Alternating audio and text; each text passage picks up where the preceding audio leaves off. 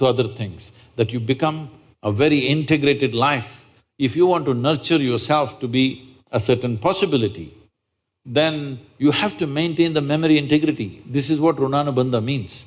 You keep your physical memory to the minimal. A sexual interaction is something where a huge amount of memory is taken from one to the other. So always, not in this society, everywhere else, forever people saw the advantage of keeping that memory to the minimal. If you make that memory very complex, you will see to be at ease will become very difficult after some time. There will be pleasure, but there will be no joy in your life. You can observe people, don't go by what I'm saying. You can observe people, they will have pleasure, they will giggle all the time, but you look at them, there is no joy in them, there's no ease. Because the ease will go away with excessive memory. This is not only with sexuality, there are many other things that you do like this. Right now you see this very much in the Western societies. Wherever I go, especially in America, people will come, Sadhguru, where is my hug? I say, it must be with you. Why is it with me? It is not like at a certain moment when you feel close to somebody, you hug them. It's like all the time you have to touch people, because today's psychiatrists are analyzing these things and saying that is because they have not been sufficiently touched by their mothers and parents at an early age. When they grow up, they're desperately longing to touch somebody all the time. All these things have a serious impact on one's life. How much physical contact when the child is born, this will determine how much physical contact they will long for later on.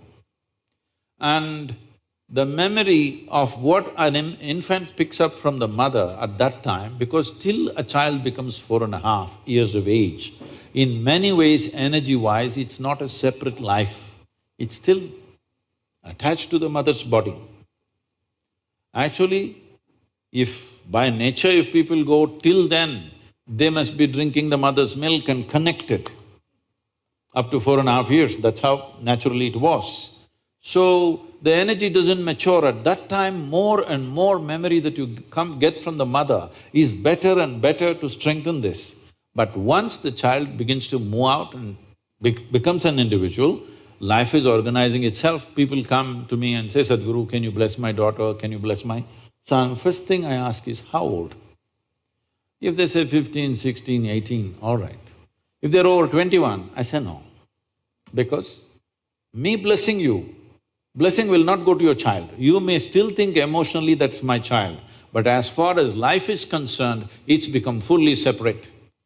Generally, the course of life is considered to be approximately 84 years or 1008 cycles of the moon. The cycles of the moon and our body is very directly connected. Only because our mother's bodies were in sync with the cycles of the moon, we are born, otherwise we wouldn't be born, isn't it? Hello? So, a full life is considered 1008 cycles of the moon, which will approximately considered as 83 to 84 years. So if one crosses 84, it's considered a full life.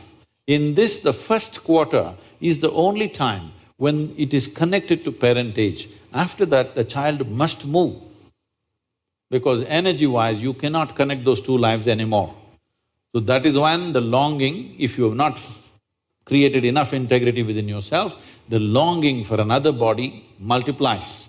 Even though the hormonal phase may be higher between 15 to 20, the longing to bind and bond with somebody increases after 21 years of age, because unknowingly you're like a satellite who fell off the main mother. You come off the motherboard. Now you want to attach to something unless you find some integrity. This is why between 12 and 18, one must do lot of sadhana to strengthen the body so that you don't desperately bind yourself to something or somebody. You must consciously, if you wish to take a partner, it must be a conscious process. If it's a compulsive process, then you will pay the price for it. This is not a question of morality. It is not that this is sin, that is sin. The question is, what is your priority in your life? If your priority is to make this life rise to a higher possibility, then you must be conscious. If you want to somehow live and go, it's okay.